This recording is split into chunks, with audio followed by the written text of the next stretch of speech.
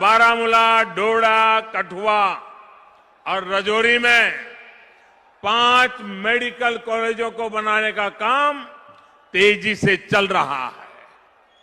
इन कॉलेजों के लिए केंद्र सरकार ने 750 करोड़ रुपए से ज्यादा का फंड जारी कर दिया है। इन कॉलेजों में जल्द ही पढ़ाई भी शुरू होगी। इसका मतलब होगा कि राज्य में एमबीबीएस की 500 सीटें और बढ़ेगी।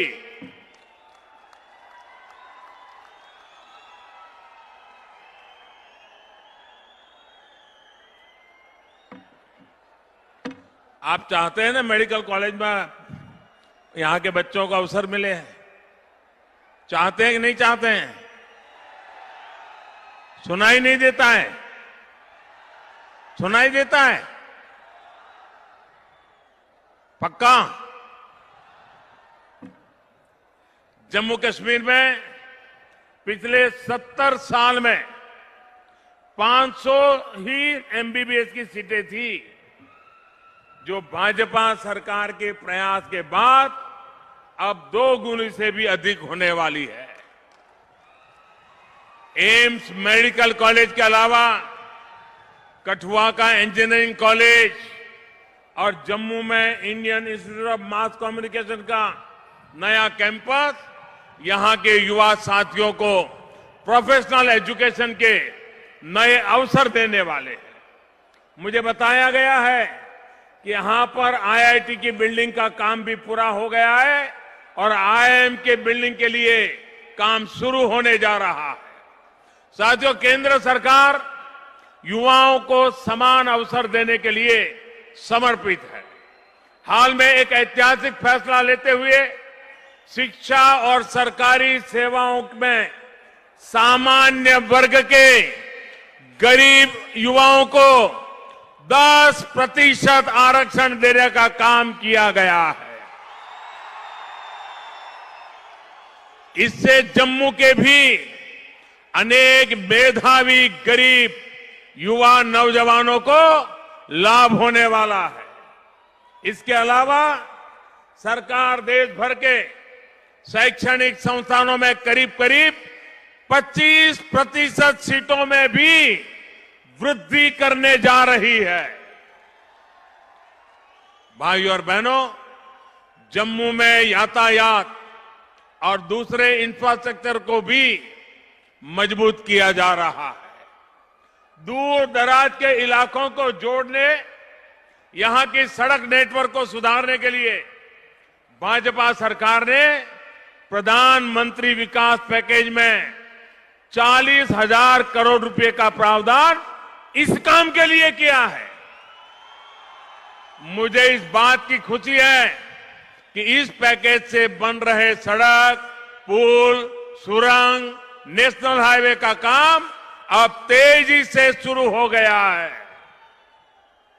चेनाब नदी पर बनने वाले सजवाल पुल से सजवाल और इंद्रीपट्टन की दूरी करीब 50 किलोमीटर से घटकर सिर्फ 5 किलोमीटर रह जाएगी। 2100 करोड़ की लागत से बन रही चेनानी सुध महादेव गोहा सड़क के लिए भी सारी बाधाओं को अब दूर कर लिया गया है। अब इस पर तेजी से काम किया जाएगा। इसी तरह जम्मू अखनूर पुंछ हाईवे पर 5100 करोड़ रुपए की लागत से बन रहे जम्मू अखनूर सेक्शन पर भी तेजी से काम चल रहा है। साथियों, जम्मू में कनेक्टिविटी के साथ साथ इलेक्ट्रिसिटी का इंफ्रास्ट्रक्चर भी मजबूत किया जा रहा है। किश्तवाड़ में चेनाब पर जो हाइड्रो इलेक्ट्रिक पावर प्रोजेक्ट बनेगा, उससे जम्मू कश्मीर की बिजली की जरूरतों तो पूरी होगी ही, यहां के हजारों युवाओं को रोजगार भी मिलेगा। इस प्रोजेक्ट के साथ ही सरकार ने रातले हाइड्रो इलेक्ट्रिक पावर प्रोजेक्ट को चलाने के लिए भी व्यवस्था कर ली है। इस प्रोजेक्ट के पूरा होते ही राज्य को 850 मेगावाट अतिरिक्त बिजली मिलेगी। ऐसा ही एक प्रोजेक्ट पिछले 40 साल से लटका हुआ था। शाहपुर कंदी बांध परियोजना पर भी अब जम्मू कश्मीर ने पंजाब के साथ समझौता कर लिया है। इससे राज्य को बिजली तो मिलेगी, साथ ही साबा और कठुआ जिलों की 32,000 हेक्टेयर भूमि को सिंचाई के दायरे में भी लाया जा सकेगा। भाई और बहनों, पहले की सरकारों का देश की आवश्यकताओं और भावनाओं को नजरअंदाज करने का रवैया आप भली भांति जानते थे। अब करतारपुर कॉरिडोर की बात ही ले लीजिए। अगर ध्यान गया होता तो आज हमारे गुरु नानक देव जी की भूमि हमारे देश में होती, हिंदुस्तान का हिस्सा होती। इसी तरह पाकिस्तान, अफगानिस्तान और बांग्लादेश में ऐसे अनेक मां भारती की संतानें हैं जिनके साथ अत्याचार हुआ है। हमारे इन भाइयों बहनों की पीड़ा पर भी किसी ने ध्यान नहीं दिया। हम एक संकल्प के साथ नागरिकता कानून में संशोधन का प्रस्ताव लाए हैं। ये देश के उस संकल्प का हिस्सा है जिसके मुताबिक हम उन सभी लोगों के साथ खड़े रहेंगे जो कभी भारत का हिस्सा थे, लेकिन 1947 में बनी परिस्थितियों के चलते हमसे अलग हो गए। अब अगर उनका आस्था के आधार पर शोषण होता है तो उनके साथ देश को खड़ा होना जरूरी है। इन सभी लोगों के हकों की रक्षा के लिए भारत हमेशा खड़ा रहेगा। न्याय और जीवन के उनके अधिकारों की रक्षा की जाएगी। साथियों, आज इस अवसर पर मैं एक और बृहद, बहुत महत्वपूर्ण विषय, बहुत ही भावनात्मक विषय पर भी बात करना चाहता हूं। ये विषय है मेरे कश्मीरी पंडित, कश्मीरी विस्थापित भाइयों और बहनों का। केंद्र की सरकार उनके अधिकार, उनके सम्मान, उनके गौरव के लिए प्रतिबद्ध है, समर्पित है। हिंसा और आतंकवाद के जिस दौर में उन्हें अपना घर छोड़ना पड़ा, जो यातनाएं सहनी पड़ी, वो हिंदुस्तान कभी नहीं भूल सकता। मैं हर अवसर पर कहता नहीं हूं, लेकिन वो पीड़ा मेरे मन में हमेशा रही है। और इसलिए जब 3-3.5 साल पहले जम्मू कश्मीर के लिए पैकेज का ऐलान किया गया था, तो अपने कश्मीरी पंडित भाइयों बहनों के लिए एक पहल की गई थी। अब मुझे संतोष है कि श्रीनगर में थोड़ी देर बाद जब मैं पहुंचूंगा, बांदीपुरा और गोदेरबंद में ट्रांजिट एकोमोडेशन का विस्तार करने वाली योजना का शिलान्यास होने जा रहा है। प्रधानमंत्री पैकेज के तहत कश्मीरी विस्थापितों को जिन 3,000 पदों पर नियुक्त करने का वादा किया गया था, उस पर भी काम शुरू किया जा चुका है। भाइयों और बहनों, जब हम सरकार में, गठबंधन में, तो बहुत सी चीजें हो नहीं पाई थी। हम लोग बहुत प्राथमिकता दे रहे थे राज्य में पंचायत चुनाव को, लेकिन तब वो संभव नहीं हो पाया। अब बीते दिनों यहां हुए पंचायत चुनाव में जिस तरह लोगों ने हिस्सा लिया, हिंसा की कोई घटना नहीं हुई। 70% से ज्यादा मतदान हुआ। ये अपने आप में अभूतपूर्व है। जम्मू कश्मीर के नागरिक इसके लिए बधाई के पात्र है। यहां का एडमिनिस्ट्रेशन बधाई के पात्र है। अब राज्य में आतंकवाद से भी सख्ती से निपटा जा रहा है। पहले की अनेक परियोजनाओं में भी तेजी आई है। मैं विश्वास दिलाता हूं कि लोकतंत्र को सशक्त करने के लिए, जम्मू कश्मीर के संतुलित विकास के लिए कोई कमी बाकी नहीं छोड़ी जाएगी। भाइयों और बहनों, केंद्र की सरकार के लिए देश हित और देश के लोगों का हित, ये हमारे लिए सर्वोपरि है। 2 दिन पहले जो बजट पेश किया गया है, उसने सबका साथ सबका विकास के हमारे संकल्प को और मजबूत बनाया है।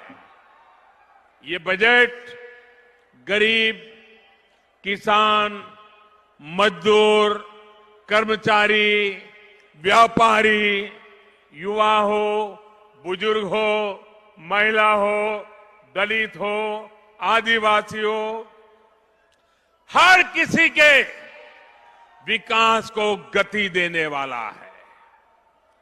देश के 70 साल के इतिहास में पहली बार भाजपा सरकार किसानों के लिए एक ऐसी ऐतिहासिक योजना लेकर आई है जिसकी पहले कल्पना भी नहीं की जा सकती थी। साथियों, देश के 12 करोड़ से अधिक छोटे किसान परिवारों, जिनके पास 5 एकड़ तक की जमीन है, उनको अब हर वर्ष 6,000 रुपये सीधे बैंक खाते में भेजे जाएंगे। मोदी ने जो बैंकों में खाते खुलवाने का अभियान चलाया था, तो उस समय अपने आप को बड़ा दिग्गज और बुद्धिमान मानने वाले लोगों ने उसकी मजाक उड़ाई थी। मजाक उड़ाते वो थकते नहीं थे। अब पता चला कि जनधन अकाउंट का फायदा कैसे पहुंचने वाला है। 2-2 हजार रुपये की 3 किस्तों में ये रुपये किसानों के खाते में जमा होंगे, जिसमें से पहली किस्त आने वाले कुछ समय में ही किसानों के खातों में आने वाली है। साथियों, पीएम किसान सम्मान निधि, जिसको शॉर्ट में कहते पीएम किसान, इस योजना के माध्यम से 75,000 करोड़ रुपए, सुनिए, 75,000 करोड़ रुपए, 75,000 करोड़ रुपीस किसानों के खाते में सीधे पहुंचने वाले हैं। कोई बिचौलिया नहीं, कोई दलाल नहीं। इससे करोड़ों छोटे किसान, जिनको कभी सरकारी मदद नहीं मिली, उनको मदद पहुंचने वाली है।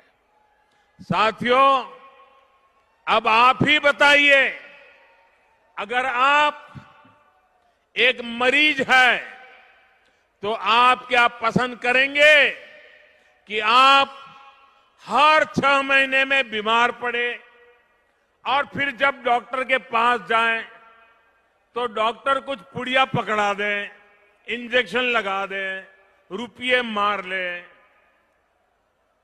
यही क्रम जिंदगी भर चलता रहे, हर 6 महीने डॉक्टर के पास जाना, या फिर आप एक बार बीमार पड़ने के बाद और डॉक्टर के पास जाएं तो डॉक्टर आपको उस बीमारी को जड़ से मिटाने का इलाज करें। किसके पास जाएंगे भाई? बार बार बीमार होना पड़े ऐसे डॉक्टर के पास जाएंगे कि जो बीमारी को जड़ से उखाड़ दे, उसके पास जाएंगे? किसके पास जाएंगे? किसके पास जाएंगे? निश्चित तौर पर आप जो जड़ से उखाड़ने वाला डॉक्टर है उसके पास ही जाएंगे। लेकिन आज तक हमारे यहां किसानों के लिए पहले वाला इलाज अपनाया जा रहा था। बीमार करो पुड़िया दो, बीमार करो पुड़िया दो। कर्ज माफी से किसान का कर्ज कभी खत्म नहीं हुआ और नहीं होता, और बिचौलियों की जेब मोटी होती जाती है। मैं आपको उदाहरण देना चाहता हूं। कांग्रेस ने 10 वर्ष पहले 2008-9 में चुनाव जीतने के लिए किसानों के लिए कर्ज माफी का ऐलान किया था। देश के किसानों पर उस समय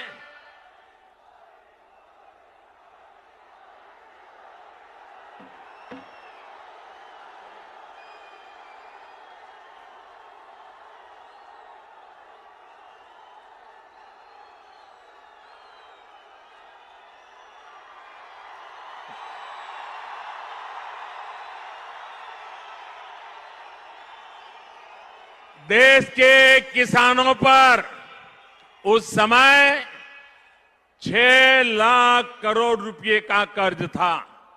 आज से 10 साल पहले की मैं बात बता रहा हूं, जब रिमोट कंट्रोल वाली सरकार चल रही थी। 6 लाख करोड़ रुपए का कर्ज था। 6 लाख करोड़ में से कर्ज माफी के नाम पर चुनाव लड़ा, किसानों के वोट बटोर लिए, किसानों की आंख में धूल चौंक दी, सत्ता पे बैठ गए। आने के बाद किया क्या? आप चौंक जाएंगे भैया। 6 लाख करोड़ का कर्ज था, माफ किया सिर्फ 52,000 करोड़ रुपए। बातें की 6 लाख करोड़ कर्ज माफ करने की, धोखा किया किसानों के साथ और किए सिर्फ 52,000 करोड़। और जब सीएजी ने जांच की तो उसमें भी 30-35 लाख लोग ऐसे मिले जो कर्ज माफी के हकदार ही नहीं थे। अब आप मुझे बताइए, ये 30-35 लाख वो कौन लोग थे? वो कौन सा पंजा था जो खजाना खाली कर गया?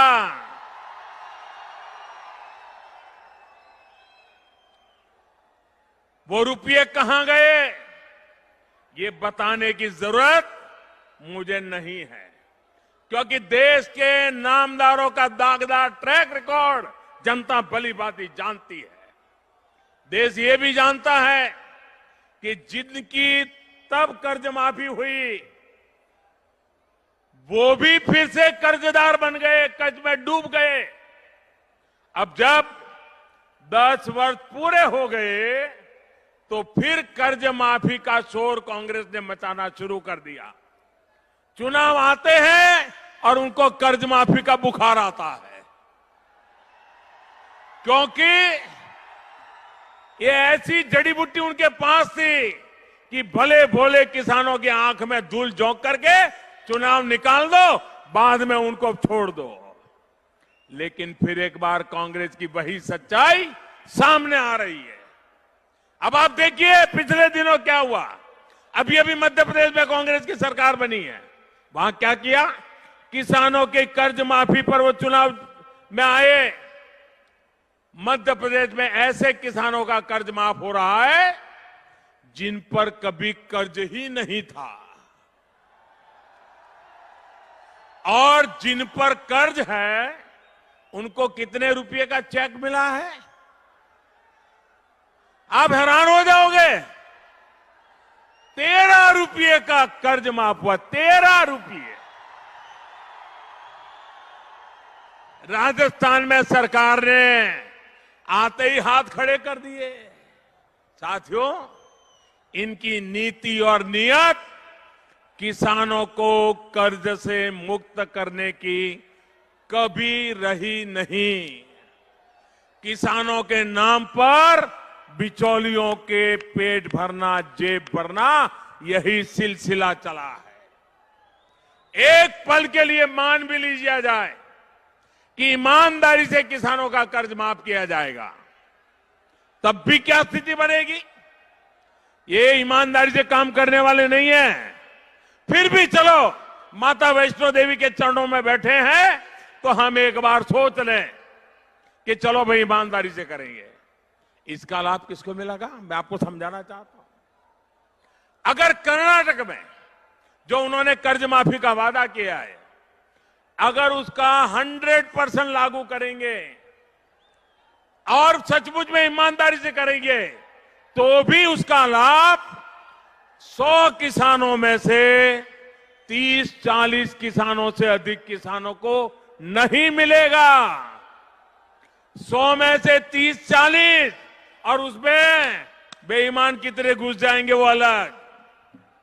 उसी तरह राजस्थान में भी अगर ये अपना कर्ज माफी का वादा ईमानदारी से पूरा करते हैं, तो भी राजस्थान में 100 में से 20-30 को ही लाभ मिलेगा, ज्यादा को फायदा नहीं मिलेगा। अगर पंजाब में उनकी सरकार है, वहां भी अगर ये ईमानदारी से उन्होंने जो कहा है वो लागू करेंगे, तो भी 100 में से 20-30 को ही फायदा मिलेगा, ज्यादा लोगों को लाभ नहीं मिलेगा। 2008 की इनकी कर्ज माफी का लाभ भी तो औसतन 20-30 लोगों को ही मिला है। यानी कांग्रेस की कर्ज माफी से हमेशा 70-80% लोग उसके बाहर रह गए किसान। उन किसानों का क्या गुना? उन गरीब किसानों का क्या गुना जो बैंक के दरवाजे तक नहीं जा पाया? उस किसान का क्या गुना? सिर्फ उनके अगल बगल में जो लोग बड़े बड़े हैं, उन्हीं के लिए योजनाएं बनती थी। हम जो योजना लेकर के आए हैं, उसका लाभ देश भर के 12 करोड़ किसान परिवारों को मिलेगा।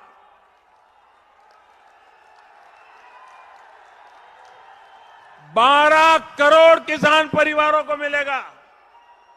मतलब कि 100 में से 90-95 किसान, हर गांव में 100 में से 90-95 किसान इसके हकदार बनेंगे। आपने कल्पना की है? साथियों, यह इनकी निराशा का दूसरा और सबसे बड़ा कारण है। आपने देखा होगा, जब हमारे वित्त मंत्री बजट पढ़ रहे थे तो विपक्ष का चेहरा कैसा था?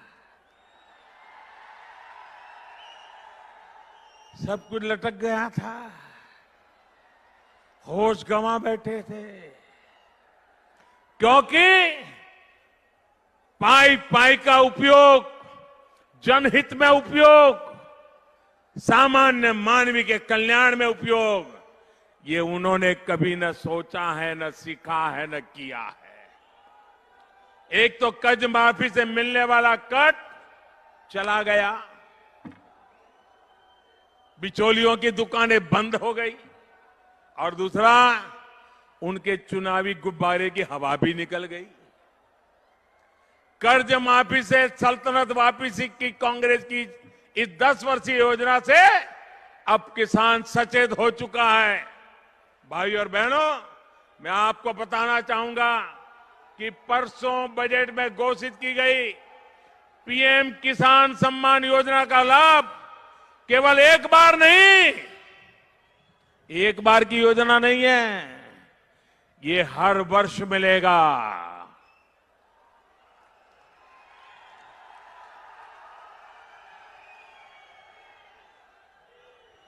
और ये तो हर वर्ष, और इनका क्या था, 10 वर्ष बाद। आप देखिए हिसाब जरा, 10 साल में एक बार 50-60 हजार करोड़ रुपए कर्ज माफी करके 10 साल तक अपने आप को किसानों का मसीहा बताते रहते थे। भाजपा सरकार ने जो योजना बनाई है, अगर उसको आने वाले 10 साल के हिसाब से देखा जाए तो आने वाले 10 साल में ये पीएम किसान योजना के तहत जो हर वर्ष किसान के खाते में 6,000 रुपया जाने वाला है, उसका अगर मैं 10 साल का हिसाब लगाऊं, 7.5 लाख करोड़ रुपया, 7.5 लाख करोड़ रुपया किसानों के खाते में जमा होंगे। साथियों, पीएम किसान समृद्धि योजना बीते 4.5 वर्ष से किसानों की स्थिति को सुधारने के लिए किया जा रहे प्रयासों का एक बड़ा पड़ाव है।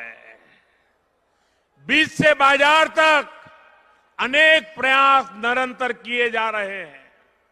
खेती पर होने वाला खर्च कम करने की कोशिश के साथ साथ किसान को पैदावार की उचित कीमत मिले, इसके लिए भी अनेक प्रयास किए गए। ये हमारी सरकार ही है जिसने एमएसपी पर किसानों की बरसों पुरानी मांग को पूरा किया गया।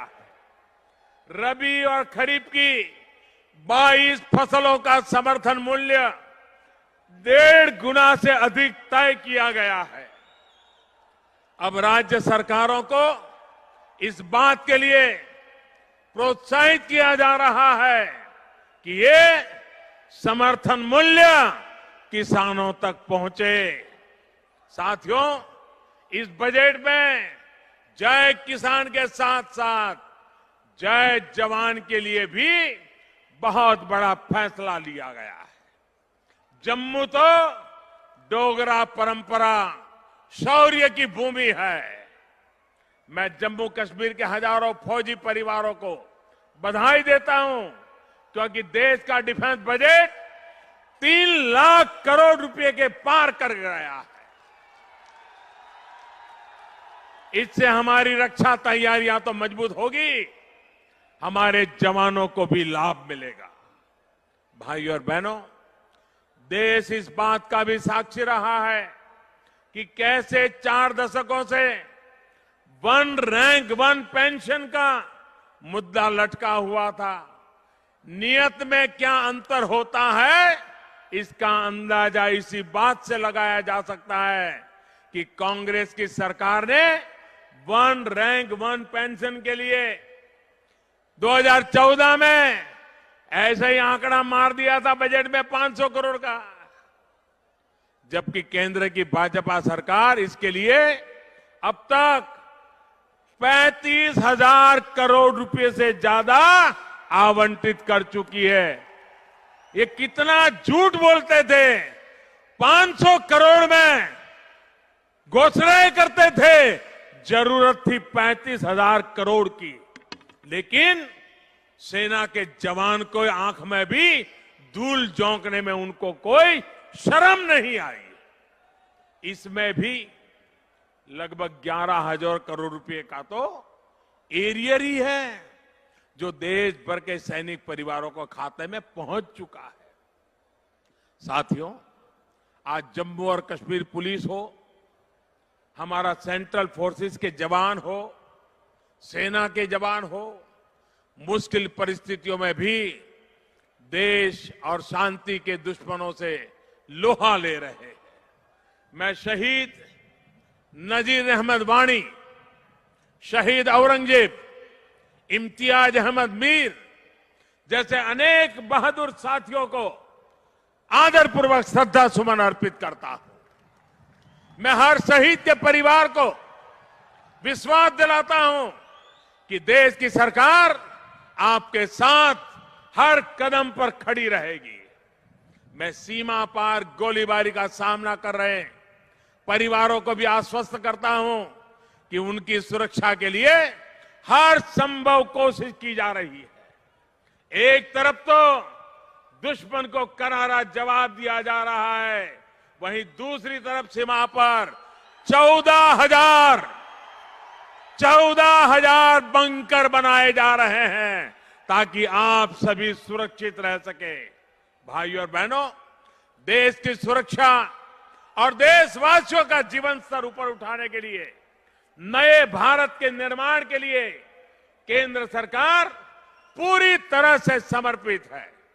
आप सभी के सहयोग से नया भारत सक्षम भी होगा और सुरक्षित भी होगा। एक बार फिर से विकास की सभी योजनाओं के लिए मैं आप सबको बहुत बहुत बधाई देता हूं। मेरे साथ पूरी ताकत से बोलिए, भारत माता की, भारत माता की, भारत माता की। बहुत बहुत धन्यवाद।